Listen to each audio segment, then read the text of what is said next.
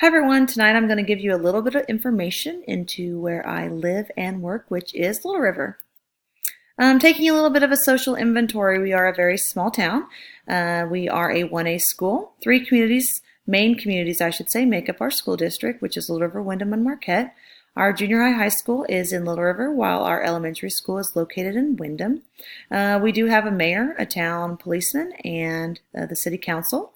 We have a small main street with a few businesses. We have recently undergone a Main Street renovation, just passed a school bond issue, and also recently a bond issue that supports our nursing home. We do lack diversity, but we are a place where churches really work together. Just some population characteristics. Our population is right about at 563. Our median age is 36.1, which has really decreased in the last few years. This is mainly due to students, the former students, I should say, growing up, raising families, and then coming back and deciding, hey, we want to come back and live and go to school in Little River. About $44,000 is the median income. Property values sit about median about $64,000, and our property rate has increased to 17.7, and that has been going up in the past few years. You can see education level, most have a high school diploma, 15% college degree, and then 3% graduate work. Main occupations are farmers, oil gas industry, teachers, family businesses, and then healthcare fields. 93.6 of our population are Caucasian, and 58.5 own a home. Some customs and traditions. I feel like I have a little bit better insight maybe into this. I was born and raised in Little River, and my husband and I decided to move back. So I feel like maybe this is just something I know a little bit more about, and that's maybe a positive for me as well.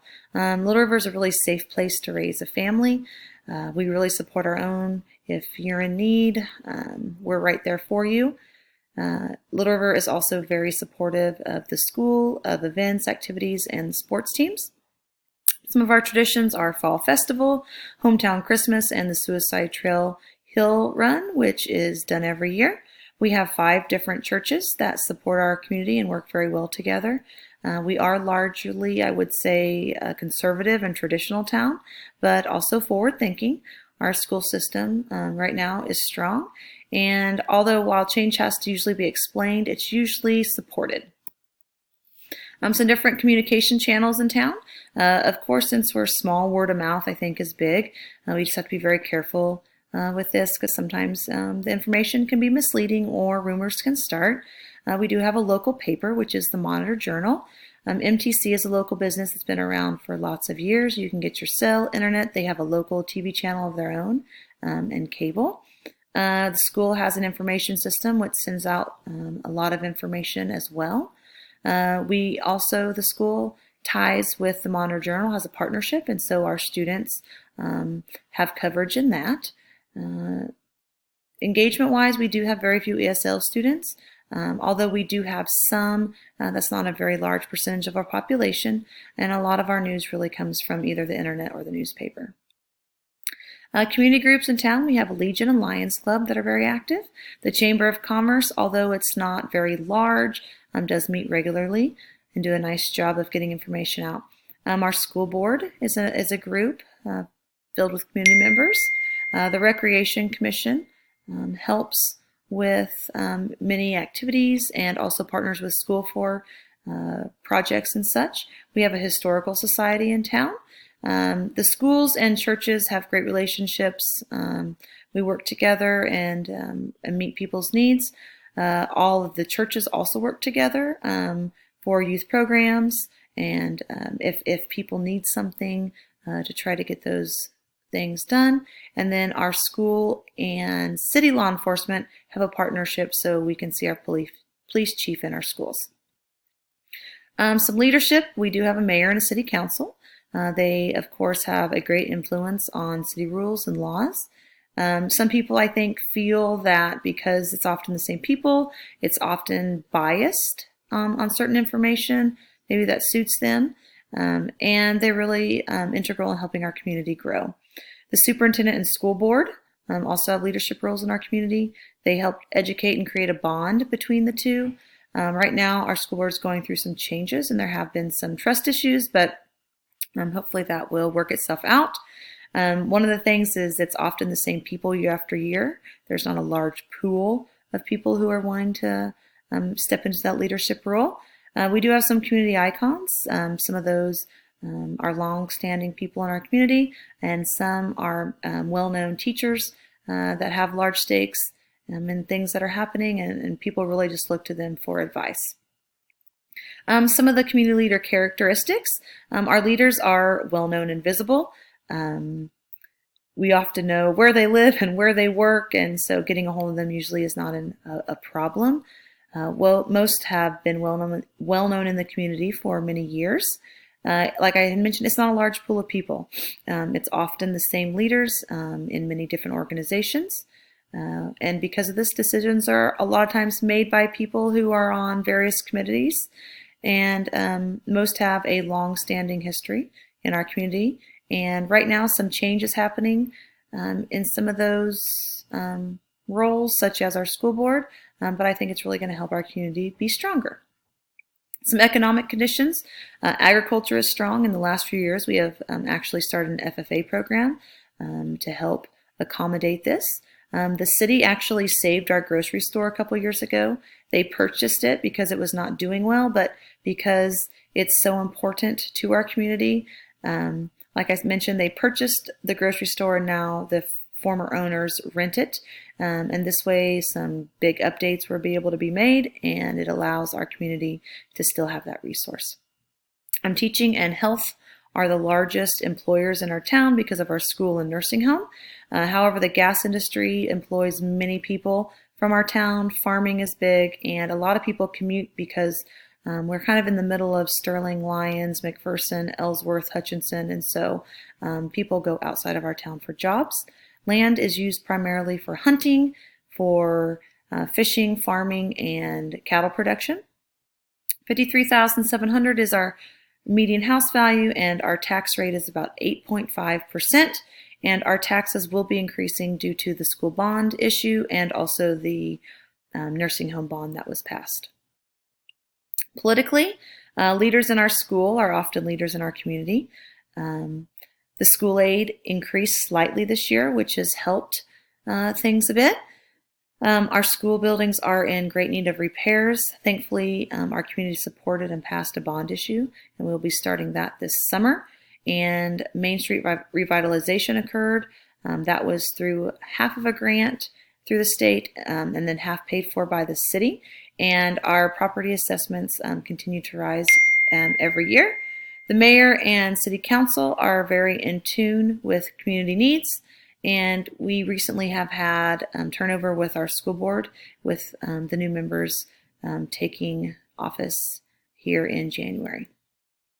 There's not a lot of social tension on Little River, but I think some of the issues that occur are maybe due to poverty.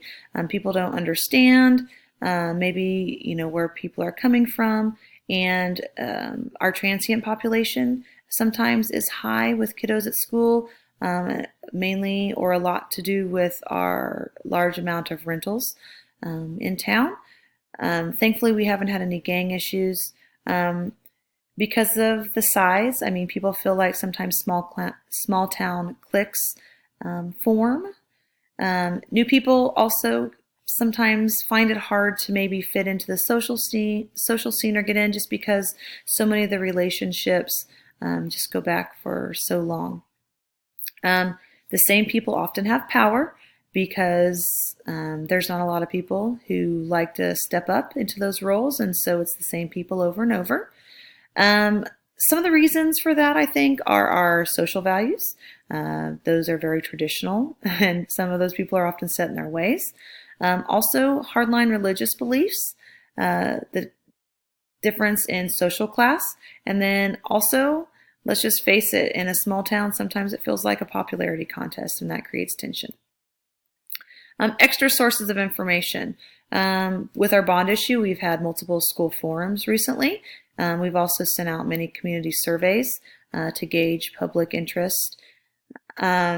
We have school conferences and info nights. Our high schools are not nearly as well attended as our elementary, but I think that's kind of to be expected.